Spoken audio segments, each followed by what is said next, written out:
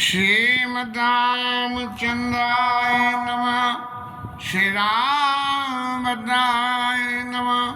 श्री सीता रामाय नमः। भरत जी महाराज के रामचंद्र जी के प्रति जो प्रेम का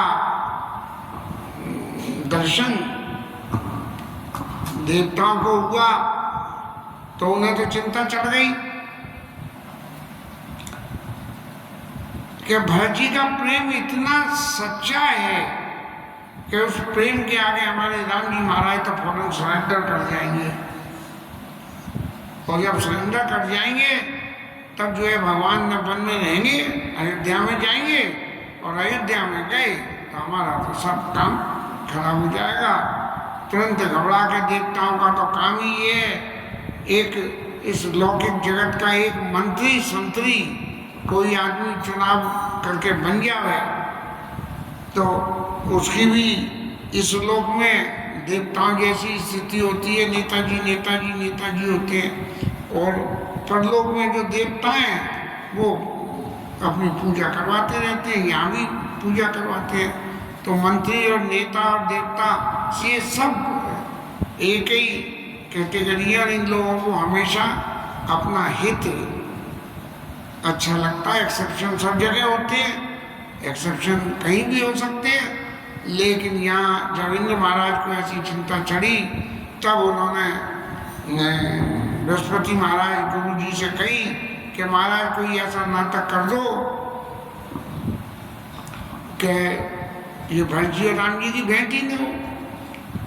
अब एक विचार करें तो समझ में बात आती है, ये देव शरीर इतना महान गिना गया है और भरत जी के प्रेम के विषय में तुम गलानी जन जिय करऊ। भरद्वाज जी ने कहा समझी मात करतूत और तात के कहीं दोष नहीं गई गिरामती दूत। तो क्या ये बात ऊपर से देवताओं को पता नहीं थी? लेकिन फिर भी जहाँ जीवन में एक ऐसी स्थिति मानसी हो जाए कि हमें हर वक्त मेरा पेट आओ मैंने जानू काऊ वाली स्थिति बनती हो तो वहाँ फिर हर वक्त संशय बना रहता है। तब देवताओं ने जाके इंद्र महाराज ने बृहस्पति गुरु से कहा और उन्होंने कहा मन मौन आनिय अमर पति। मन में भी मत सोचना, करना तो बहुत दूर। रघुवर भगत अकाज आयस लोक परलोक दुख दिन दिन शोक समाज। बिल्कुल मन में भूल के भी मत सोचना, तो क्या होगा कि जिस लोक में आप रह रहे हो उस लोक में तो दुख होगा और उस लोक को छोड़कर जहाँ भी जाओगे वहाँ भी दुख होगा और दिन प्रतिदिन आपके जीवन में शोक ही शोक आएगा। अब ये बात तो जो कानून में लिखी, जो भगवान के स्वभाव के अनुकूल से गुरु बृहस्पति ने समझी तो वो बात इंद्र महाराज को कह दी। अब दूसरा खेल क्या हुआ? अब एक बढ़िया अच्छे वकील का काम है कि यदि उसका क्लाइंट कोई गलत काम कर रहा है तो उसे गलत काम करने के लिए मना करे और फिर उसे क्या करना चाहिए ये सलाह दे दे, जिससे कि तुम तो चल रहे थे गलत रास्ते पे, ये काम हो नहीं रहा था, लेकिन इस रास्ते से चलोगे तो काम हो जाएगा।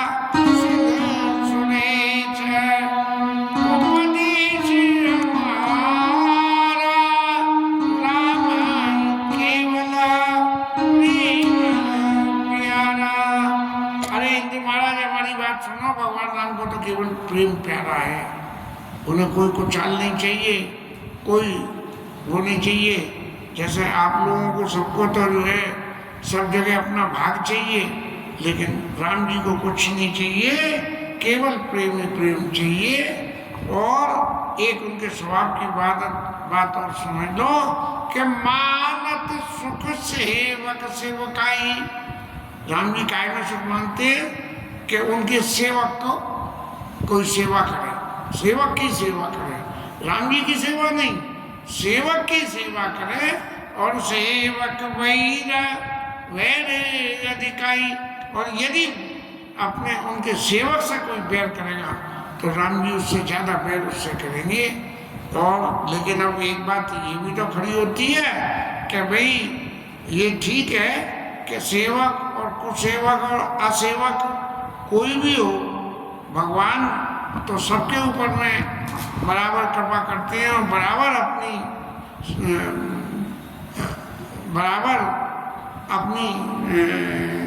कृपा का विस्तार रखते हैं। लेकिन फिर भी भगवान राम का क्या स्थिति है कि भगवान राम को किसी से लगाव नहीं है। अब यहाँ तो ये मानव सुख सेवक सेवकाई तो ये प्रूव कर रही है इस बात को कि सेवक के सुख से सुखी होते हैं, लेकिन भगवान को किसी से कोई विशेष लगाव नहीं है। फिर भी मानत सुख सेवक सेवकाई, सेवक वैर अधिकाई।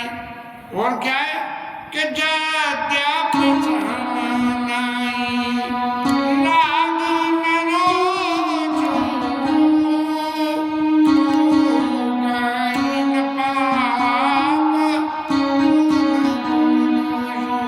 भगवान को पाप से, पुण्य से, गुणों से किसी से कोई मतलब नहीं है, कोई किसी के प्रति राग नहीं, कोई रोष नहीं है। फिर भी एक बात जो शास्त्र में कहा गया कि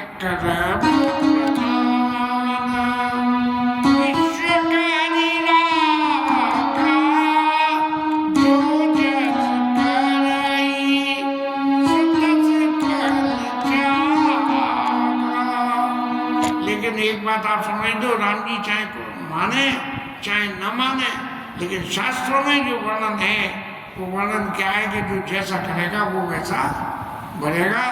इसीलिए अब होना तो क्या चाहिए कि कोई आदमी गलत काम कर रहा है तो उसको गलत काम का गलत फल मिलना चाहिए, लेकिन अगर भगवान के भक्त के प्रति कोई गलत काम कर रहा है तो उसे जो दंड मिलना चाहिए उससे ज्यादा दंड मिलता है, ऐसा आप समझो। तदापि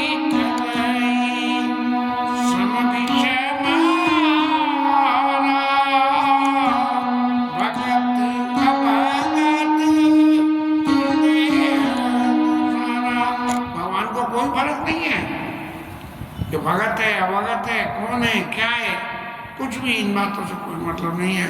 लेकिन फिर भी जब ये विचार करने का नंबर आता है कि इसने ये कर्म किया है तो ये कर्म इसने गलत किया है या सही किया है, उसका क्या फल होना चाहिए, तब यदि वहाँ भगत द्वारा कोई कर्म होता है तो भगत अवगत हृदय अनुसारा कि अगर भगत है तो उसके लिए कर्म प्रारब्ध की व्यवस्था दूसरी बना दी गई हमारे यहाँ समाज में। इसीलिए भगवत नाम की महत्ता बताई गई कि भगवान के नाम को आप सतत जाप करें, चाहे कैसे भी करें, और भगवान उन सब बातों को सुने या न सुने, लेकिन जब कभी निर्णय करने का नंबर आएगा, कोई हमारे अवगुण के विरुद्ध कोई निर्णय देने का नंबर आएगा, तो भगत अभगत हृदय अनुसारा, तो भगत होगा तो उसको फल कुछ और मिलेगा और अवगत होगा तो उसको फल कुछ और मिलेगा। ऐसी बात बृहस्पति गुरु ने इंद्र महाराज को सुनाई।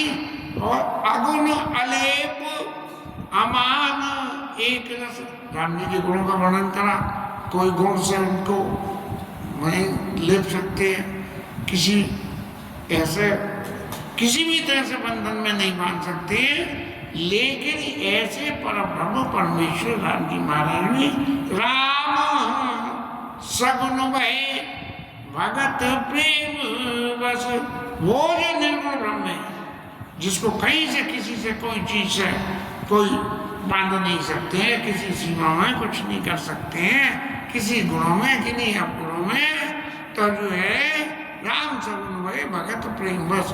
अपने भक्तों के प्रेम के वशीभूत होके और वो निर्गुण से सगुण हो जाते हैं। पूर्व कथा प्रसंगों पे जरा चले।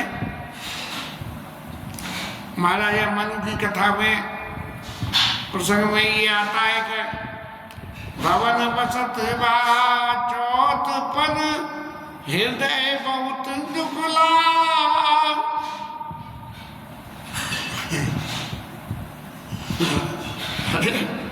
आधे आधे गाते जाता बोले, गाते गाते बोले जन्म गए हरि भगत बिने देव बहुत दुखला।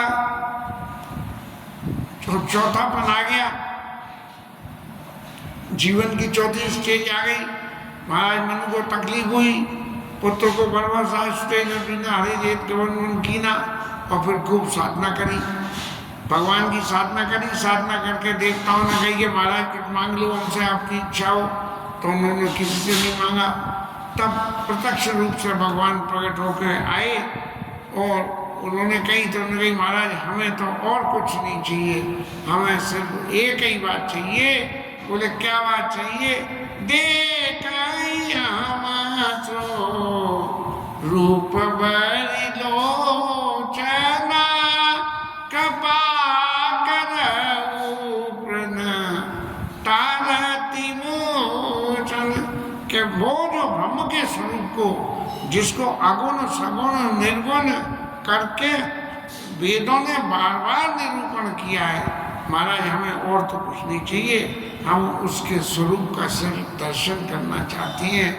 जब भगवान से ऐसी प्रार्थना उन्होंने करी तब महाराज प्रत्यक्ष रूप से राम सगुन भय भगत प्रेम बस।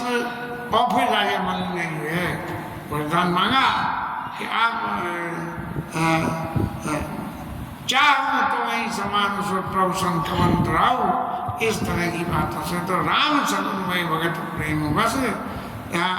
अब यदि आप इतनी सब समझने के बाद भी इंद्र महाराज यदि कुछ ऐसा वैसा कुछ करते हो तो राम भगत परहित निरत।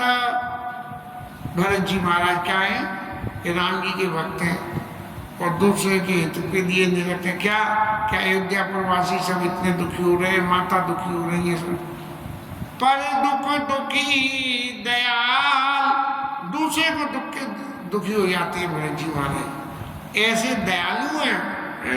और भगत शिरोमणि भरत ते जनि डर पाओ सुरपाल।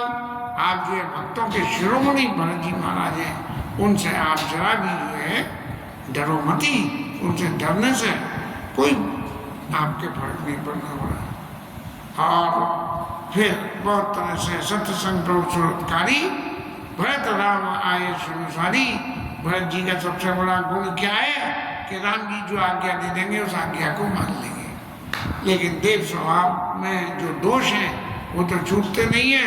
आखिर जब भरत जी अयोध्या वापस जाने के लिए तैयार हुए तब भी लोग चाहते हैं अमरपति कुटिल को अवसर पाई, क्योंकि लोगों का मन ऐसा उच्चाटन कर दिया कि भैया बहुत दिन हो गए वन में रहते हुए, वापस अपने घर चलो।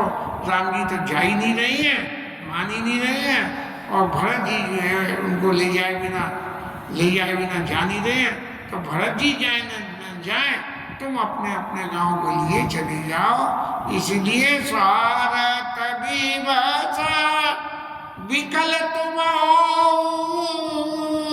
और भरत दोष नहीं तुम तो अपने स्वार्थ में जो है पागल हो रहे हो। इसमें भरत जी का कोई दोष नहीं है कि भरत जी राम जी को मनाने जा रहे हैं और राम जी को मना के उनको वापस किसी भी जतन से वापस अयोध्या लाना चाहते हैं। तो ये तुम्हारा जो मोह है कि तुम ये सोच रहे हो कि राम जी अयोध्या चले गए तो हमारा स्वार्थ सिद्धि कैसे होगा। बस इस तरह से गुरु जी की वाणी को सुन के देवता सब बड़े प्रसन्न हुए और भरत जी महाराज की यात्रा आगे चालू है। जब भरत जी महाराज के उस जो प्रेम भरत जी महाराज के संग में है, उस प्रेम के बारे में वर्णन करते हुए गोस्वामी जी लिखते हैं, जब ही राम कहीं ले ही सासू, जैसे हम कहे हे राम, ऐसे ही जो है भरत जी राम के सांस लेते हैं तो होंगे तो प्रेम मनोचम पासु, ऐसा लगता है जैसे चारों तरफ से प्रेम उमड़ के भरत जी के पास में चला आ गया। ये प्रेम भगवान के नाम के प्रति जो चित्त में आस्था होती है तभी प्रेम आता है, खाली जिव्या से नाम बोलने से नहीं। जिव्या जब हृदय के संग लिंक होके और भगवत नाम का उच्चारण करती है तो जब ही राम कहीं दे सासा उमगत प्रेम मनोचौपासा। और ऐसे इनके भरत जी महाराज के प्रेम की परिभाषा को गोस्वामी जी ने कहा कि इतनी परिभाषा, इतनी प्रेम इतना प्रभावशाली है कि ऐसा समझा जाता है कि भरत जी के महाराज के प्रेम के वशीभूत होकर पत्थर में पिघल जाएंगे तो और तो किसी की चले है। और पुरजन लोगों का प्रेम है उसकी तो कहते हैं कोई सीमा ही नहीं है। इस तरह से इस प्रेम के वातावरण में भरत जी महाराज राम भरत चले चित्रकूट, हो रामा राम को मनाने, राम जी को मनाना चल दिए और चले जा रहे हैं। और फिर जो है अब रास्ते में रुकते हुए जमुना किनारे पे, प्रयागराज से आगे जमुना किनारे पे आए हैं और जमुना किनारे पे आके जमुना के नीलवर्ण जल को देख के, यद्यपि प्रयागराज से आगे चलने पे ऐसा है कि गंगा मैया जो है उन्हें अपने स्वरूप को यमुना मैया में मर्ज कर दिया। माने जो गंगा मैया का सफेद रंग था वो भी जमुना मैया के प्रभाव से नीला हो गया। कैसे हुआ कि बीच बात कर जमुनी आए और निरखी नीर लोचन जल छाए। भगवान राम के वर्ण के नील वर्ण देख के और ऐसा नेत्र में उनके आंसू भरी आए हैं। रघुबर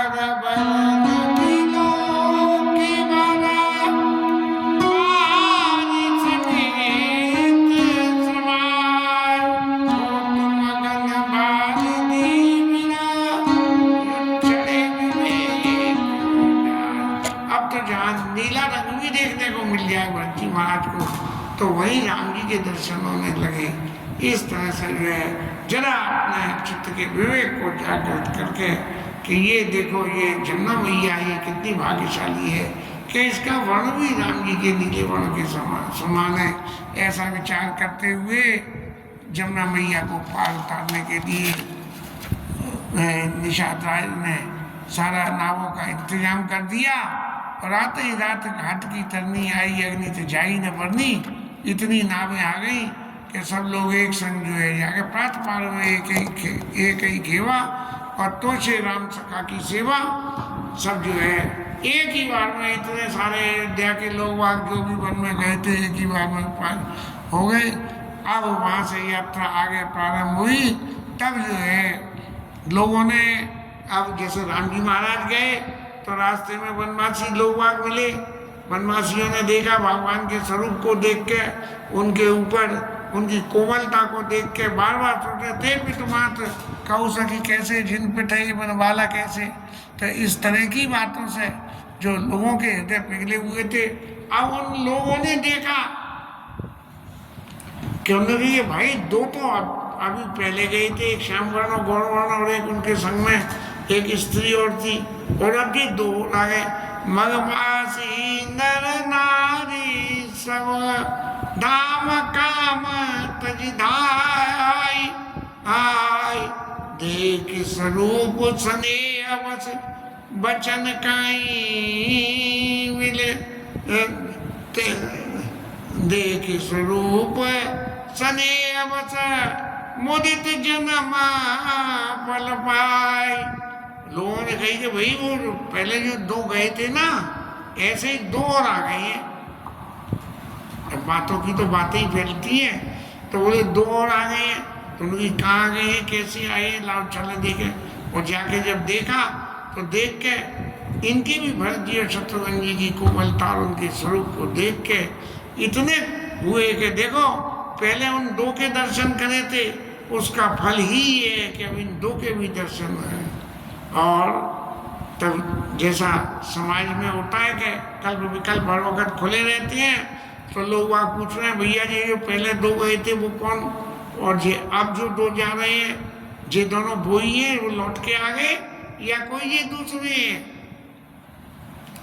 ऐसे मन में जब विचार सब करने लगे और मन में ये तर्क करने लगे कि भाई इन दोनों में क्या है, समानता क्या है, कि बय उम्र वही है, बय बप वर्ण रंग भी वही है, एक श्याम और एक गोर, रूप सोई आली वैसा ही रूप है।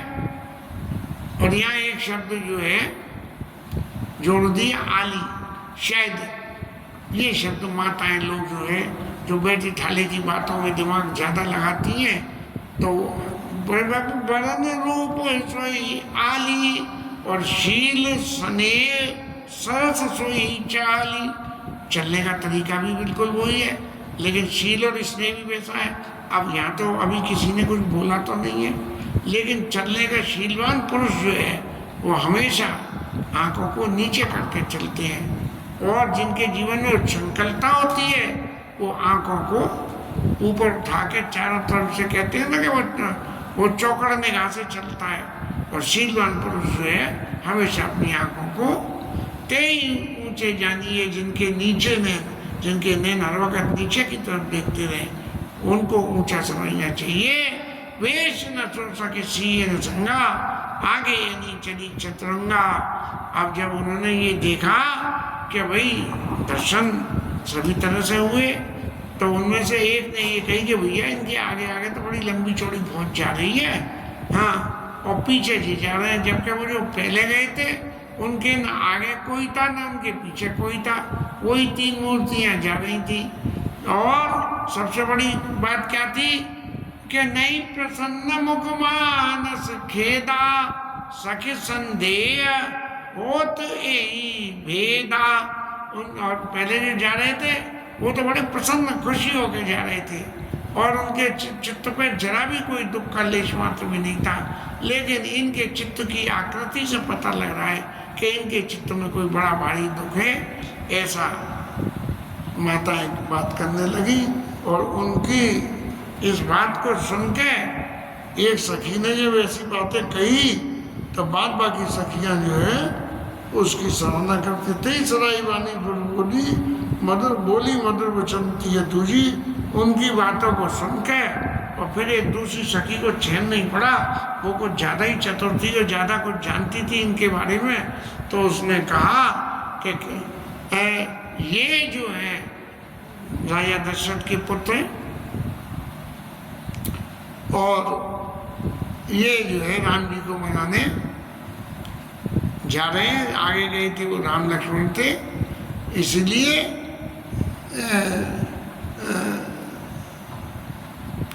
कई सप्रेम सब कथा प्रसंगु, जय विधि राम राज रस भंगु। उसने पूरी कथा सुना दी, कहीं से सुन के समझ के आई होगी। ऐसे वन में रहते हुए माताओं का तो स्वभाव ही ये है कि कोई नई बात मिलनी चाहिए, तब जो है वो भरत जी के स्नेह को सराहना करते हुए बहुत बहुविधि भरत बहुरी सराहन लागी, शील स्नेह सुभागी। कहने लगी कि ये बहुत ही सराहनीय काम कर रहे हैं। ये देखो कैसे अपने राज मिलने के बाद राज छोड़ के अपने भाई को मनाने के लिए के ये वापस वहाँ आए। क्या कर रहे हैं कि चलत पया देखात बल। उनको तो राज्य से अलग किया गया था, वनवास दिया गया था, लेकिन इनको तो राज्य दिया गया है। चलत पया रे, फिर भी चलत पया देखात बल, और पिता दीन तज राज और जात मनावन रघुबरई, भरत सरिस को आज।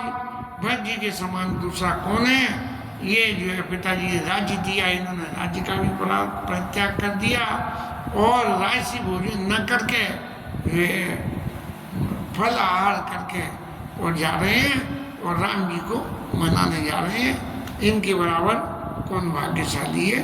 ऐसी उसकी व्याख्या को सुन के माताओं के, तो फिर अब आगे का प्रसंग और भी चल गया।